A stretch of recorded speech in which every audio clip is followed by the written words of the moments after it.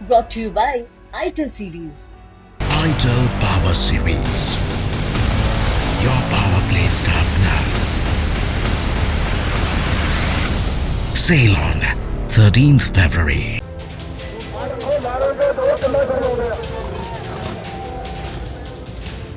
कुछ दिनों पहले सरकार ने किसानों के मसीहा कहे जाने वाले चौधरी चरण सिंह को भारत रत्न देने का ऐलान किया था और आज हरियाणा और पंजाब के किसान दिल्ली कूच करने की तैयारी में हैं। किसान अपनी कुछ मांगों को लेकर सरकार को घेरने की तैयारी में दिल्ली कूच करने की कोशिश कर रहे हैं। इसके चलते उत्तर प्रदेश के भी कई इलाकों में पुलिस ने चप्पे चप्पे पर सिक्योरिटी टाइट की हुई है।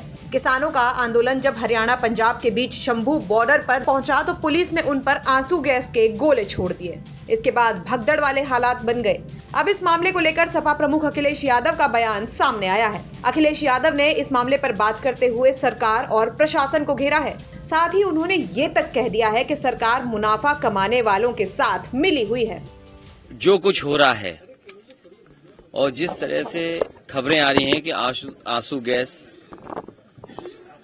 और उससे पहले किसानों को रोकने के लिए, आंदोलन को खत्म करने के लिए कीलों से लेकर के न जाने क्या क्या दीवारें तक खड़ी की गई और प्रशासन के माध्यम से जो सरकार कर सकती थी वो सरकार कर रही है।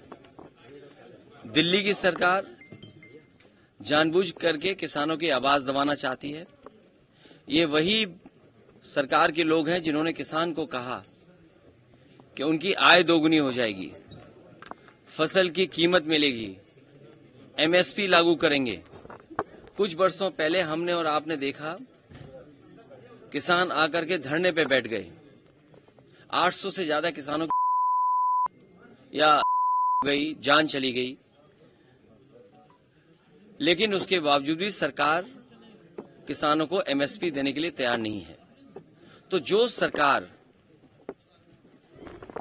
किसानों के नाम पर वोट लेना चाहती हो, जो सरकार स्वामीनाथन जी को भारत रत्न दे रही हो, जो सरकार किसानों के नेता चौधरी चरण सिंह जी को सम्मान दे रही हो, भारत रत्न, आखिरकार किसान को एमएसपी क्यों नहीं? या एमएसपी देना नहीं चाहती सरकार? बड़े लोगों से मिली हुई है सरकार, जो लोग मुनाफा कमाना चाहते हैं उनसे सरकार मिली हुई है और उसी का परिणाम यह है कि किसान की आवाज दबाने के लिए लगातार सरकार इसी तरह का व्यवहार कर रही है किसानों के साथ।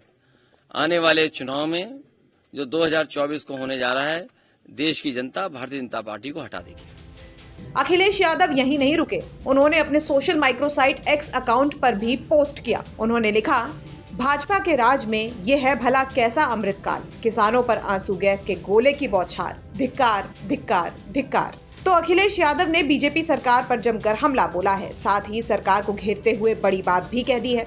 बता दें कि इस किसान आंदोलन के चलते देश की राजधानी दिल्ली के साथ साथ उत्तर प्रदेश के भी कई इलाकों में सुरक्षा के इंतजाम कड़े कर दिए गए हैं। ब्यूरो रिपोर्ट, यूपी तक।